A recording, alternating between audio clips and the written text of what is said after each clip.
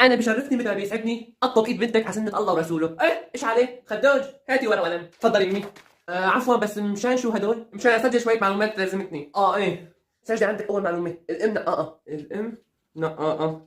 ما قلتي لي من وين انتم؟ نحن من سوريا. بعرف من سوريا. من وين من سوريا يعني؟ انا هالسؤال بيحرجني لانه هدول اكيد شكلهم مندرسين ارهابيين. وين ساكنين هون؟ ببيت قديم ولا شقه جديده؟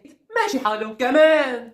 لا حول ولا قوة إلا بالله. وما قلت لي ابنك إيش بيشتغل؟ عنده محل شركة عقار؟ لا والله ابني موظف على قده، شوي شوي بصير معه مفلس طرق المعاش بحسبها على الليرة. وابنك وين بقضي وقته بعد الدوام؟ بالقهوة. ما أعرف رفقاته قهوة فلتة. وشو اللي حببتهم فيني بالله؟ لأنه بسم الله ما شاء الله حولك محترمة وحلوة ومشهورة وعندك متابعين بس داخلين على طمع. أقل أنا ولا تقولي أنت أمي؟ ما عندي بنات خطبة وبنتي بدها تكمل دراستها. حبايبي، اليوم جبت لكم افضل تطبيق لترجمة اي فيديو على اليوتيوب. حملوه من اول تعليق مثبت مجانا، برنامج خرافي.